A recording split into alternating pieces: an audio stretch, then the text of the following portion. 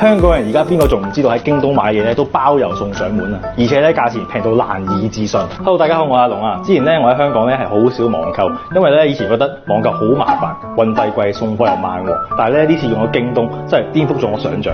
佢哋咧唔單止係包郵送上門嘅，服務咧超好，同我喺內地網購嘅體驗感咧係一模一樣。佢仲話，如果你買得比其他地方貴嘅話咧，唔係講笑啊，即刻賠俾你啊！咁今日咧就同大家分享下我嘅購物體驗同埋成個購物嘅流程。首先單呢個 app 嘅話咧，咁我就唔詳細講啦。咁註冊完之後咧，我哋將呢個地區咧改為呢個中國港澳。